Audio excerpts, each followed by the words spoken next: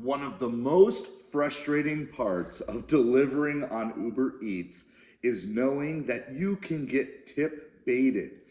A contracted amount that the customer agreed to pay you can be removed after you've completed the delivery, even if you did nothing wrong. I want to tell you how I always get that money back every single time with this simple process, because if you're watching this video, you probably were tip baited and want to know how to get your money back. Let me tell you. The first thing that you need to do is you need to connect with support. So you want to go to the support screen on the Uber Eats app. You want to do all of this through a phone call. You do not want to do any of this through the text messaging AI automated system. The easiest way to do that, if you ever have to go through the automated system, is just keep requesting real human, and don't even worry about answering any of those questions. You just need to get access to the support phone number. You used to be able to contact this support number directly, but now you actually have to go through the app to get it. Once you have gotten the phone call and the phone line set up, then go ahead and make the call. You are going to have your call answered by someone who cannot help you.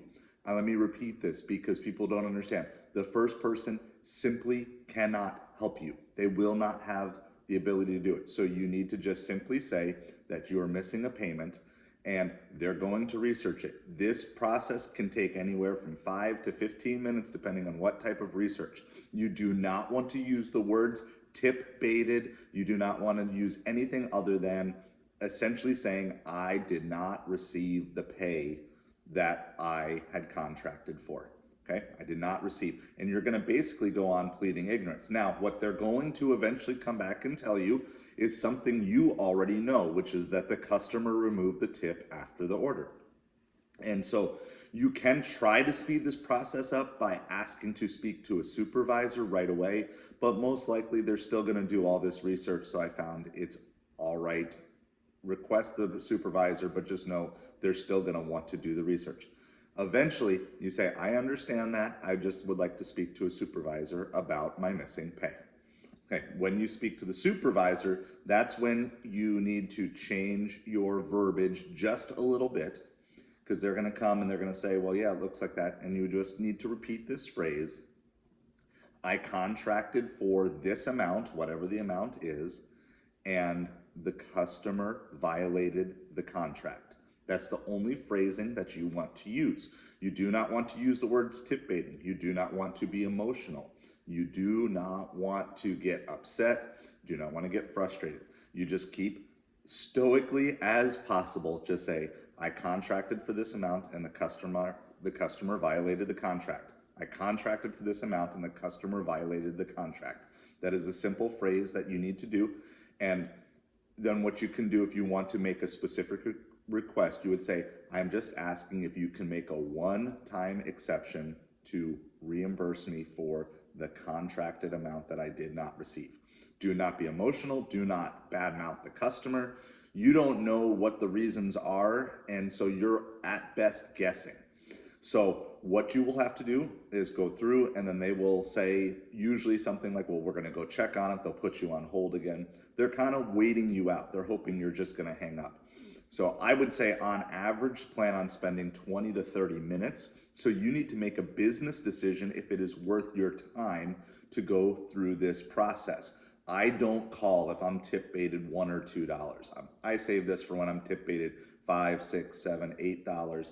And I'll usually do it while I'm working on something else or making other deliveries. Because once you get this running in the background, it's fine. You can just be on hold while you're continuing other deliveries.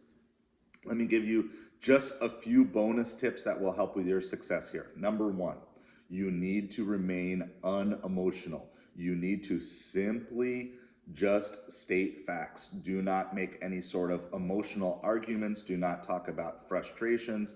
Okay, so be unemotional. The second thing is this. It is very important in my mind that you are polite to the first customer service representative who answers the phone.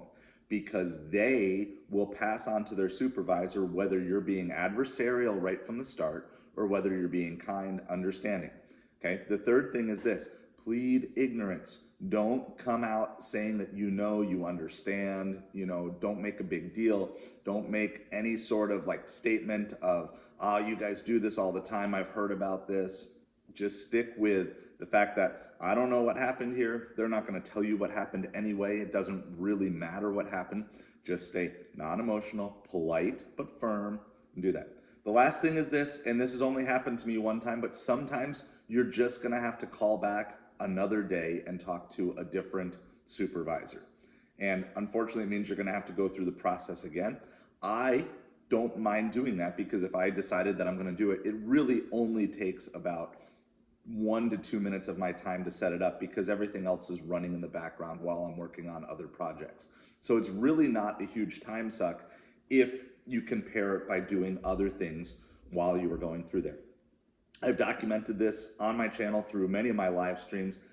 This general principle also works if you show up to a restaurant and the restaurant is closed, but there is a little bit of a different thing that goes along with that. So I'm going to post another video on my channel about how to get reimbursed when you show up to a restaurant when it is closed. So make sure you like and subscribe to maximize your earning potential on Uber Eats.